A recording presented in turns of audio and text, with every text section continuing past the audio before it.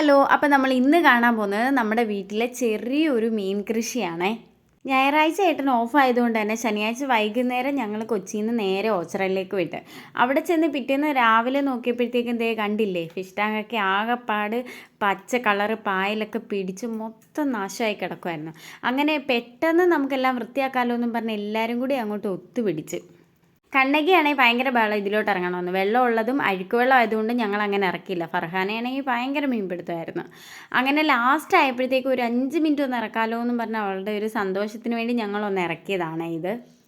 എല്ലാവരുടെയും പരിശ്രമത്തിൻ്റെ ഫലമായി നമ്മുടെ ഫിഷ് ടാങ്കൊക്കെ വൃത്തിയാക്കിയിട്ടുണ്ട്.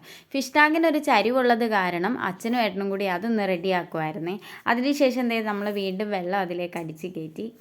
സിലോപ്പിയയും വരാലും കരട്ടിയും ഉണ്ടായിരുന്നു. ഇത് മൂന്നും നിങ്ങളുടെ നാട്ടിലൊക്കെ എന്താ പറയുന്നതെന്ന് എനിക്കറിയത്തില്ല. ഞങ്ങളുടെ നാട്ടിൽ ഇങ്ങനെയാണ് പറയുന്നത്. അപ്പോൾ അതിനെയൊക്കെ ഞങ്ങൾ അങ്ങോട്ട് സെപ്പറേറ്റ് മാറ്റി. എല്ലാത്തിനും കൂടെ വളർച്ച അങ്ങോട്ട് ശരിയാവാത്തതുകൊണ്ട് അപ്പോൾ സിലോപ്പിയ ഇപ്പോൾ അങ്ങോട്ട് ഇറക്കി വിട്ടേക്കുന്നത്. അപ്പോൾ ഓക്കെ, ബൈ, നാളെ കാണാം.